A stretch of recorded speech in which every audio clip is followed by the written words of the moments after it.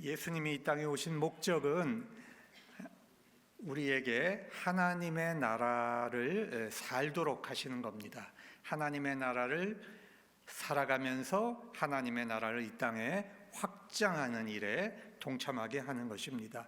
예수님이 공생애를 시작하면서 제일 첫 번째 외치신 설교가 때가 찼고 하나님의 나라가 가까이 왔으니 회개하고 복음을 믿으라 하는 것입니다. 그래서 우리가 예수님을 믿는 것은 먼저 예수를 믿고 우리가 그 피로 하나님 앞에 죄사함을 받는 겁니다. 그리고 나면 우리가 하나님의 자녀가 되는 것이죠. 그러면 그 다음에 우리의 삶은 무엇인가? 전체가 하나님의 나라를 위해 하나님의 나라 안에서 살아가는 것입니다. 여러분, 창세기 3장 죄가 들어오죠. 그리고 요한계시록 20장까지 21장부터는 이제 새하늘 새 땅이 되니까 창세기 3장부터 20장까지의 이야기가 전부 무엇인가? 그것이 바로 이 땅에 하나님께서 하나님의 나라를 확장해가는 그 역사를 기록해 놓은 것입니다. 그런데 우리가 하나님의 나라를 우리는 이 땅에서 세 가지로 이제 경험을 합니다. 먼저는 우리가 육신의 생명을 마치고 우리 아버지의 품에 안겨서 영생을 살게 되는 천국, 이것이 이제 하나님의 나라 혹은 천국이죠. 두 번째는 이 역사 안에서 이 세상의 종말이 왔을 때 새 하늘 새 땅, 요한계시록에 이야기하고 있는 이 지상에서 완성되는 하나님의 나라, 그것이 바로 두 번째 하나님의 나라입니다. 세 번째는 우리가 이 땅을 살아가면서 예수 그리스도 안에서 성부, 성자, 성령 하나님이 우리에게 주시는 그 백성이 누리는 천국이 있어요. 기쁨, 생명, 소망, 이 세 가지를 늘 맛보면서 우리가 살아가는, 그리고 세상의 죄악을 이기는 그런 하나님의 나라가 있습니다. 그런데 이 세 가지가 다른 것이 아니라 다 연결되어 있는 겁니다.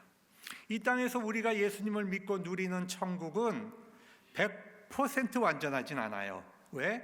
우리가 죄악이 있기 때문에 100% 느끼지는 못해요.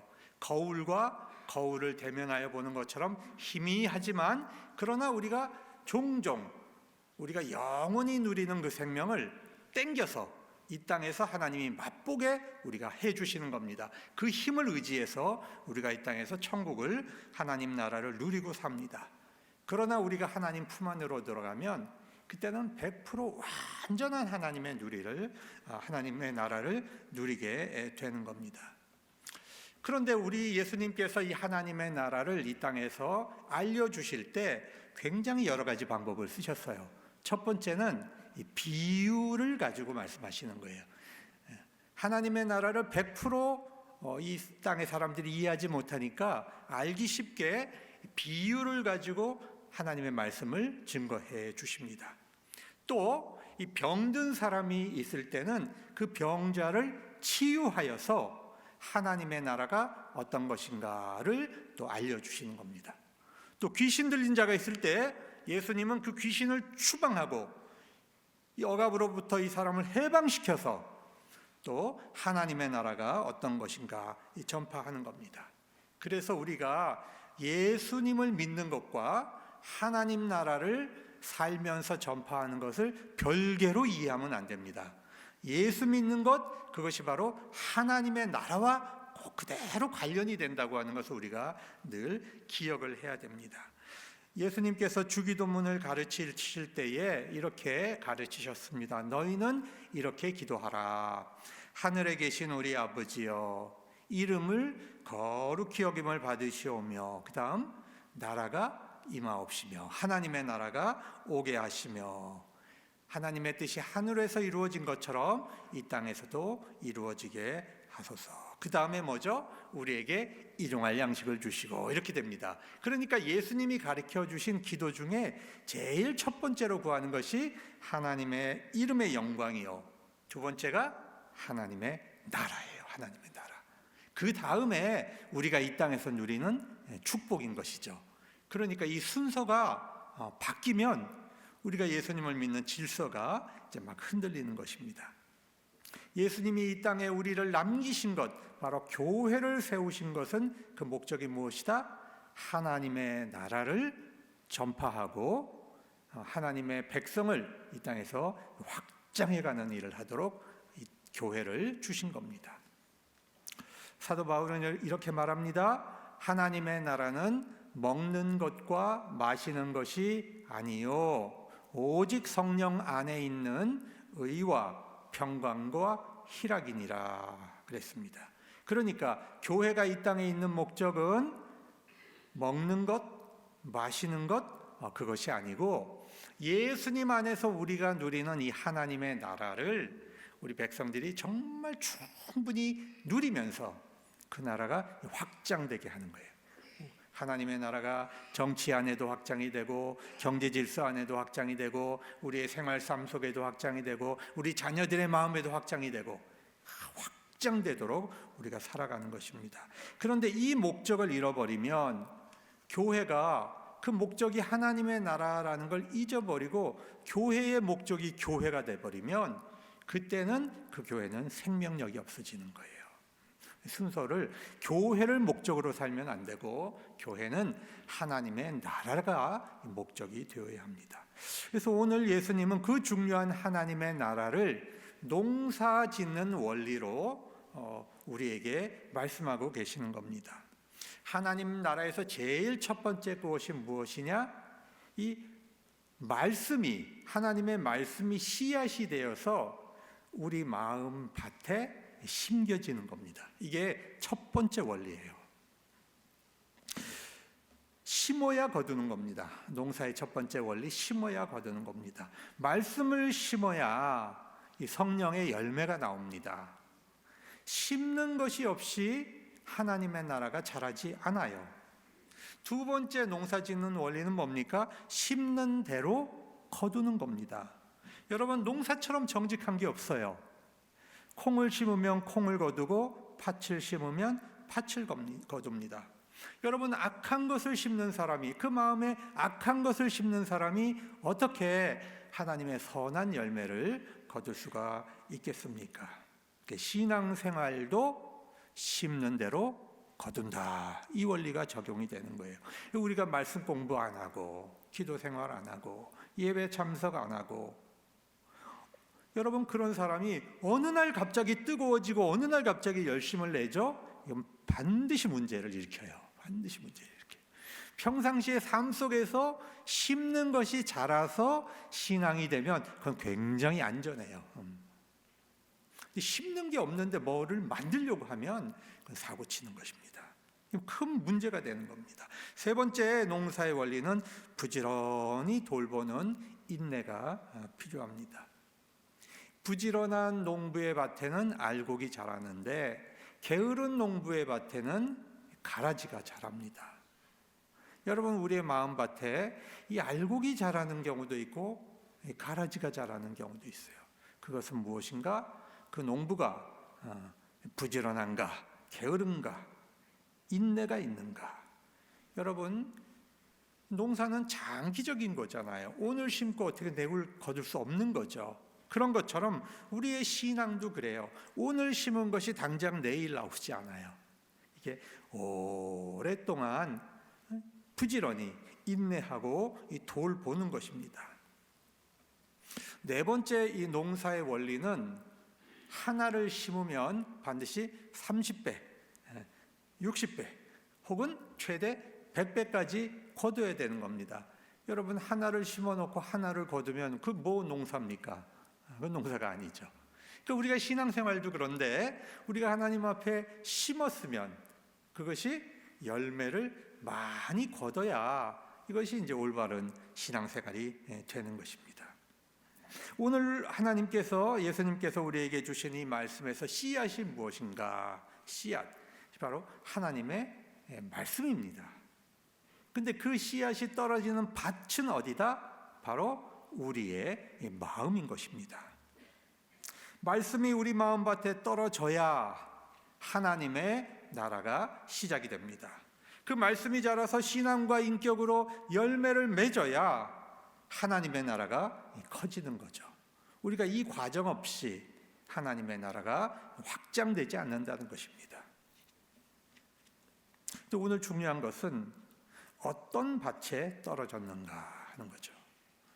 씨앗이 아무리 좋아도 그 밭의 그 성능의 그 질에 따라서 열매를 거둘기도 하고 열매를 못 거두기도 하는 거죠. 그래서 우리의 마음밭을 가꿔야 하는 겁니다. 이 마음밭을 가꿔야 한다. 여러분, 이 마음은 어디에 있다고 생각을 하세요? 현대인들은 이 마음이, 우리 영혼이 이 지성, 우리 머릿속에 있다고 생각을 해요. 현대인들은. 그런데 고대인들은 그 마음이 어디에 있는가, 머리에 있는 것이 아니라 지성 속에 있다고 생각을 했어요. 그런데 우리 한국인들은 마음이 어디 있다고 생각하죠? 여기 있다고 생각을 해요. 그러니까 우리가 생각하는 마음에 대한 이해를 온 전 세계 사람들이 다 똑같이 여기라고 생각하지 않아요. 우리가 일단 그걸 알아야 됩니다. 사람마다 마음을 이해하는 것이 다르구나. 시대에 따라서, 문화에 따라서 마음을 이해하는 것이 달라요. 그런데 이제 중요한 것은 성경은 그 마음을 무엇이라고 이야기하는가, 이게 참 중요해요. 우리 신체의 마음의 어떤 일부에 있는 것이 아니고, 성경은 그 마음이 어떤 곳이냐면 우리가 하나님을 만나는 곳, 우리가 하나님을 만나는 그곳이 바로 마음이에요. 즉 다시 바꿔 얘기하면 우리 영혼의 가장 중심, 우리 인격의 가장 중심, 가장 중요한 그 중심, 그것이 바로 우리의 마음이다. 이렇게 이해를 하셔야 됩니다. 신명기 6장 6절에 보니까 오늘 내가 너에게 명한 이 말씀을 너의 마음에 새기고 그랬어요. 그러니까 여러분, 우리가 그 마음은 여기도 아니고 여기도 아니고 몸의 일부가 아니고 어디라고요? 우리 마음의, 우리 인격의 중심. 다시 흐트러지지 말고 우리의 중심이 바로 마음이다. 여러분, 시편 119편 11절, 내가 주께 범죄하지 아니하려 하여 주의 말씀을 내 마음에 두었나이다. 우리가 범죄하지 않으려면 말씀을 어디에 두어야 합니까? 우리의 마음에, 우리의 중심에 두어야 합니다. 또 이 마음은 무엇이냐 하면 하나님께서 그 사람을 판단하는 기준이 바로 그 마음이에요. 잠언 4장 23절에 무릇 지킬 만한 것보다 더욱 네 마음을 지키라. 생명의 근원이 마음에서 난다 그랬어요. 여러분, 그러니까 우리가 많은 걸 지키려고 그래요. 재산도 지키려고 그러고, 우리 집도 지키려고 하고, 내 자식도 지키려고 하고, 이 모든 지킬 만한 것보다 더 무엇을 지켜라? 너의 마음을 지켜라. 거기서 생명이 나온다. 우리의 중심에서 생명이 나온다. 사람은 외모를 보거니와 나 여호와는 중심을 보느니라 하시더라 그랬어요. 하나님께서 애굽의 바로를 심판하실 때 바로의 완고한 마음을 보시고 심판하셨습니다. 우리의 마음이 완고해지면 하나님의 말씀을 듣지 않아요. 하나님의 말씀이 들어가지 않습니다. 그래서 멸망당하는 겁니다. 그래서 우리의 죽고 사는 것이 어디에 달렸다? 우리의 마음에 달렸다. 우리의 중심에 달렸다는 거예요. 예수님은 우리의 영혼의 중심, 인격의 중심인 말씀에 하나님의 말씀을 심어라 말씀하는 거고, 귀에 심지 말고 그 말씀을 마음으로 내려보내서 마음에 심어야 합니다. 여러분, 이 귀에 들리는 말씀을 마음에 심는 일이 쉬운 일이 아니에요. 어려운 일입니다. 오늘 본문 말씀을 보면 우리 모든 성도들이 그 마음밭이 4가지 종류의 마음밭을 가지고 있는데, 첫 번째가 길가와 같은 마음밭이 있습니다. 예수님 당시 이스라엘은 농토가 많이 부족합니다. 그래서 씨를 가능한 넓게 뿌려요. 농부가 씨앗 주머니를 차고 씨를 이렇게 뿌리고 갑니다. 그러면 뒤따라오는 사람이 그 씨를 이제 이렇게 덮어가지고 이렇게 파종을 하는 겁니다. 그런데 이렇게 뿌리다 보면 그 씨앗 알갱이가 튀어가지고 이 밭 한가운데 이 사람과 짐승이 다니는 길이 나 있잖아요. 그 길에 툭 떨어진다는 것입니다. 그런데 그 길은 단단하게 굳어 있어가지고 이 씨앗이 땅에 떨어져도 그 안으로 들어가지를 못하고 흙이 덮이지도 않는 겁니다. 그러면 새가 이렇게 노리고 있다가 금방 와서 탁 주워 먹는 겁니다. 여러분, 이 말씀의 씨앗은 하나님의 나라의 씨앗인데 새는 바로 사탄을 의미합니다. 하나님의 말씀이 전파되는 그 즉시 이 사탄은 자기 나라를 뺏기지 않으려고 영적인 전쟁을 하게 됩니다. 우리 성도들하고. 그러니까 여러분이 지금 앉아있는 이 장소가 은혜와 축복의 장소임과 동시에 무슨 장소다? 영적 전쟁의 장소가 되는 겁니다. 마가복음 1장 예수님께서 최초로 일으키신 기적이 회당에서 귀신을 쫓아내는 거예요. 왜 그랬을까요? 하나님의 말씀이 전파되는 회당인데 거기에는 무슨 역사가 있어요? 귀신의 역사가 있으니까. 여러분, 하나님의 말씀이 우리 마음에 들어올 때 거기서는 귀신이 영적 전쟁을 한단 말이에요. 그래서 예수님이 회당에서 제일 먼저 행하신 일이 귀신을 쫓아내는 일입니다. 말씀을 받게 하기 위해서. 서기관들은 예수님이 기적을 행하니까 바알세불, 귀신의 힘을 빌어서 귀신을 쫓아낸다, 이렇게 예수님의 사역을 방해를 합니다. 나중에는 예수님의 가족까지 동원을 해서 예수님이 귀신 들렸으니까 집으로 데려가라, 이렇게 하나님 나라 사역을 방해한단 말입니다. 여러분, 우리가 말씀을 듣는 그 자체가 영적 전쟁을 치르고 있는 거예요. 이 말씀을 빼앗으려는 사탄의 방해가 아주 교묘하게 일어나요. 이 겉으로만 일어나기는 것이 아니고 물리적 세상에서만 일어나는 게 아니라 우리 심리 안에서, 우리의 뿌리 깊이 박혀있는 우리 영 안에 있는 이 죄성을 이용해서 다양한 방식으로 하나님의 말씀을 받는 것을 방해한다, 그 말입니다. 그러니까 우리가 말씀을 들을 때는 어떻게 해야 돼요? 그냥 흘겨 들으면 안 되고 집중해야 돼요. 고도의 집중을 해야 되는 거예요. 우리의 감각을, 영적 감각을 아주 날카롭게 만들어서 1.1핵도 내가 단대로 다른 데로 빠지지 않겠다, 결심을 하고 말씀을 들어야 된다는 거예요. 여러분, 이 존 버년이라고 하는 이 청교도 지도자는 어려서부터 예배를 드렸는데 자기 안에 신앙이 자라지 않고 늘 공허했어요. 그래서 교회에 돌아오면서 늘 같은 생각을 합니다. 왜 나는 말씀을 들어도 감격이 없고 왜 신앙이 생기지 않는 걸까 생각을 하다가 성경을 읽다가 오늘 마가복음 4장 1절로 9절 말씀을 읽고 충격을 받았어요. 아, 매주일 내 말씀에, 내 마음밭에 떨어진 이 씨앗을, 생명의 씨앗을 뺏어가는 존재가 있구나. 뺏어가는 존재가 있구나. 그걸 깨달았어요. 그래서 그는 사탄에게 말씀을 뺏기지 않겠다고 결심을 하고 예배를 드렸어요. 그래서 설교 듣는 태도가 달라졌고 예배 드리는 그 마음의 자세가 바뀌었어요.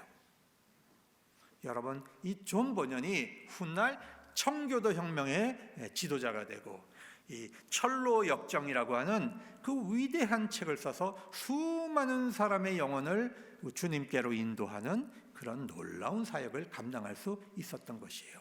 여러분, 말씀을 빼앗기지 않기 바랍니다. 세상에서 가장 긴 거리가 어디냐? 이 귀에서 마음까지예요. 이게 세상에서 제일 길어. 여기는 듣는데 여기로는 안 들어와. 마음이 강팍해지면, 단단하게 굳으면 말씀이 들어갈 수가 없어요. 그래서 우리의 마음밭을, 이 묵은 밭을 회개의 쟁기로 깊게 갈아야 돼. 그냥 갈아가지고는 안 되고 쟁기를, 깊은 쟁기를 갈아야 되는데 이것이 바로 회개입니다. 회개. 하나님께서 우리에게 마음의 땅을 주신 것은 좋은 열매를 맺기 위함이에요.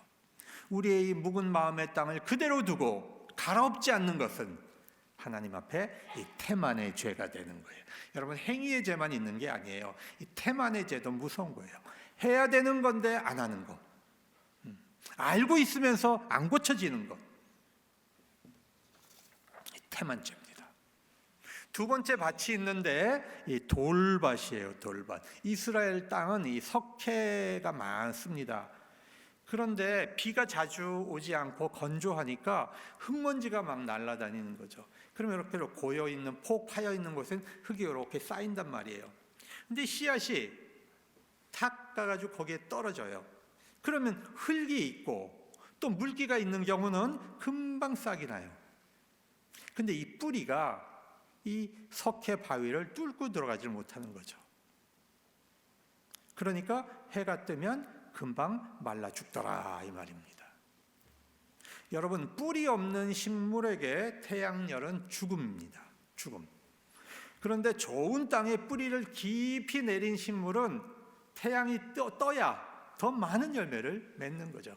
똑같은 태양을 받지만 뿌리가 없는 식물은 말라 죽고 뿌리가 깊은 식물은 광합성을 하는 겁니다.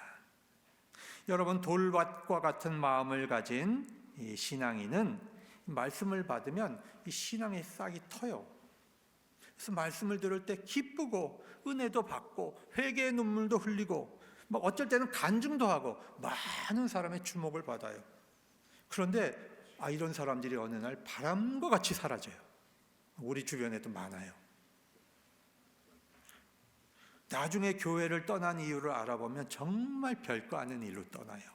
누군가와 싸우고 저 사람 꼴보기 싫다고 교회를 떠나요. 어떤 경우는 교회 에어컨이 시원찮다고 떠나는 사람도 있어요.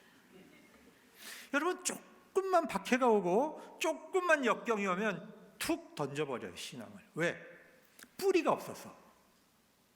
그 말씀이 그 마음밭에 내려가지 않아서. 여러분, 성도의 신앙은 말씀과 은혜가 들어오면 뭐가 와요? 태양이 와요. 곧 고난과 환난이 함께 찾아와요. 그런데 마음에 뿌리를 내리고 있는 신앙은 그 고난과 환난이 뭐가 된다? 우리에게 유익이 된다. 뿌리를 못 내린 신앙은 금방 말라버린다. 큰 차이가 있는 겁니다. 여러분, 한여름에 이 잔디밭에 물을 우리가 뿌릴 때 이 조금만 뿌리고 나면 금방 다 증발해 버려갖고 오히려 이 잔디가 말라 죽어요. 물을 주려면 한 20분 길게 한참 물을 줘서 이 뿌리까지 축축히 내려가야 됩니다. 그런데 이 돌밭 같은 마음에는 말씀이 들어가지 못해요. 이 마음밭을 깨야 하는데 여러분, 이게 보통 일이 아니에요. 대부분의 우리의 이 돌 같은 마음은 습관이에요. 습관. 여러분, 우리가 죄가 행위로 우리가 죄를 진다고 생각하는데 그게 아니라 영적으로 분석을 해보면 모든 죄는 우리의 습관과 관련이 있어요. 근데 이 습관은 어렸을 때부터 내 안에 뿌리 깊게 내리고 있는 것이거든요. 금방 안 지워지잖아요. 그래서 우리가 말씀 한번 들었다고 우리가 이게 금방 사라지는 게 아니죠. 어떻게 해야 돼요? 매일매일 조금씩 이 습관을 고쳐야 돼요. 은혜로도 고치고 성령으로도 고치고 기도로도 고치고 예배로도 고치고 생각으로도 고치고 늘 기억하고 있어야 돼요.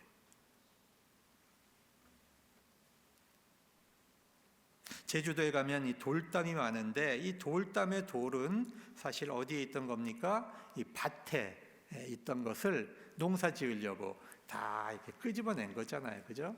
농부들이. 그래서 차곡차곡 쌓아서 돌담이 이루어진 것입니다. 우리가 우리 마음밭에 하나님 나라 농사를 지으려면 우리 안에 이 밭에 돌을 건져야 되는데 우리 안에 이게 불순종의 뿌리가 있고 또 교만함이 있고 나 중심이 있고 또 이게 상처들이 있어요. 상처들이 깊은 상처들이 이게 말씀을 못 내려가게 단단하게 맞는 거죠. 그래서 우리가 신앙생활 한다고 하는 것은 이 돌을 하나씩 치워야 돼요. 치워야 돼. 그러면 이 밭에서 곡식이 나죠. 세 번째 마음밭은 가시떨기 같은 밭이 있는데, 여러분 사실상 이 가시떨기가 자란다는 건 뭐냐면 그 땅은 좋은 땅이라는 거예요. 양분이 있기 때문에 가시떨기가 잘 자라는 거죠. 문제는 알곡의 씨앗과 가시떨기의 씨앗이 같이 떨어진다는 것입니다. 마태복음 13장에 보면 농부 되신 하나님께서 좋은 씨앗을 넓이 뿌려놓고 갔는데 그 밤중에 마귀가 와가지고 이 가라지 씨앗을 또 다 뿌려놓은 거예요. 그래서 이 씨앗과 잡초가 같이 자라면 이 잡초의 성장력이 훨씬 빨라. 그래가지고 양분을 다 빨아먹어버리니까 이 알곡이 자라다가 양분이 딸리고 알곡이 자라다가 그늘에 막히고 이래서 이 숨을 막아버리는 거죠. 그래서 그 밭이 무슨 밭이 된다? 잡초밭이 된다. 우리 마음밭이 그럴 때가 많아요. 하나님 말씀 듣고 정말 기뻐서 막 발짝발짝 뛰고 가는데 우리가 집으로 돌아가고 사회로 돌아가면 이 잡초가 또 우리 마음을 가득 잡아가지고 우리 영을 막 가로막아요.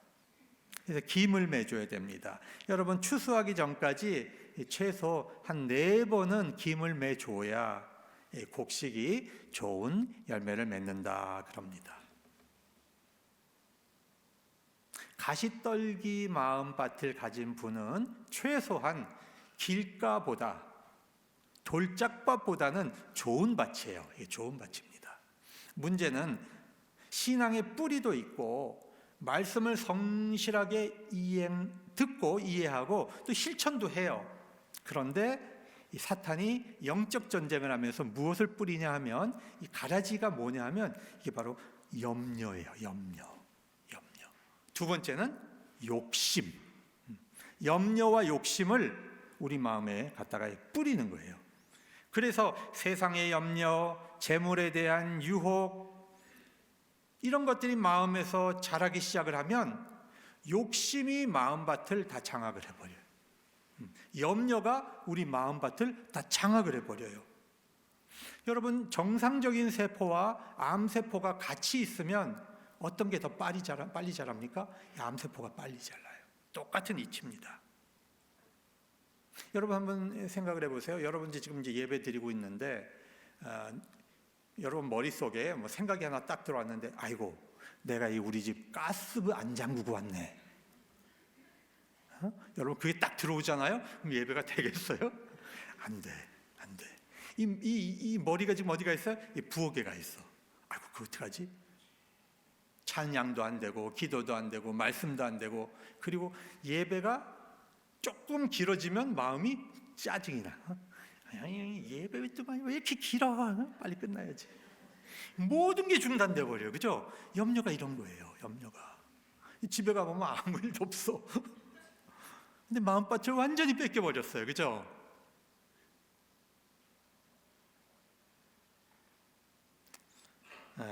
마귀가 우리 안에다가 근심, 걱정, 불안, 염려, 욕망.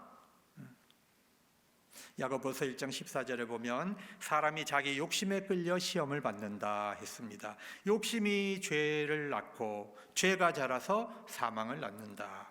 마귀가 정욕과 쾌락의 가라지를 이 마음에 뿌려놓으면 그 욕망의 기운이 왕성하게 자라서 우리의 영성을 다 갉아먹어서 열매 맺지 못하게 막아버리는 겁니다. 그래서 우리는 어떻게 해야 됩니까? 규칙적으로 주기적으로 우리의 기임을 매야 돼요.